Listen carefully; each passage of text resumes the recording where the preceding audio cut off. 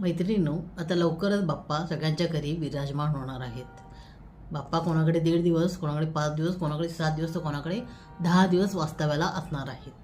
तर गणपती बाप्पाच्या या वास्तव्यामध्ये गणपती बाप्पाची पूजा असेल, नैवेद्य असेल, दुर्वा, हार, फुलं या सगळ्या कामामध्ये, तसेच गणपती बाप्पाचं नैवेद्य 2 वेळचा नैवेद्य असेल, या सगळ्यांमध्ये जास्त धावपळ कोणाची असेल तर ती घरातल्या स्त्रीची असते.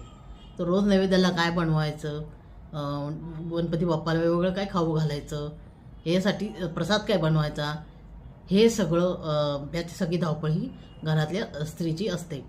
जास्त तारांबळ तिची उडत असते, कारण बाप्पा आपल्या घरी येणार तर त्याचा पाहुणचार पण तितकाच प्रेमाने आणि चांगला होण्याकडे प्रत्येक घरातल्या स्त्रीचा कल असतो, की जास्तीत जास्त ती प्रेमाने आणि मायाने वेगवेगळे पदार्थ बाप्पासाठी प्रसाद म्हणून, नैवेद्य म्हणून बनवत असते. तर तुमच्या घरी तुमची आई कोणता नैवेद्य बनवते किंवा कशा पद्धतीने तुमच्याकडे रोजचा प्रसाद बनवला जातो, याबद्दलची काही आठवण असेल, किंवा सध्या तुमच्याकडे कोणता नैवेद्य बनवला जातो, प्रत्येक दिवसामध्ये कुठला नैवेद्य असतो, खास कुठला पदार्थ आहे का, एखादा पारंपरिक पदार्थ आहे का, तो नैवेद्य म्हणून तुमच्या बाप्पाला तुम्ही दाखवता, याबद्दलची काही माहिती असेल तर नक्कीच मला ते कमेंटमध्ये सांगा.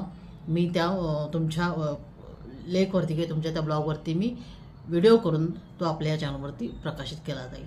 तर नैवेद्य बाप्पाचा या सदरामध्ये तुमच्याकडे बनणाऱ्या नैवेद्याची माहिती मला नक्कीच कमेंटमध्ये सांगा. धन्यवाद.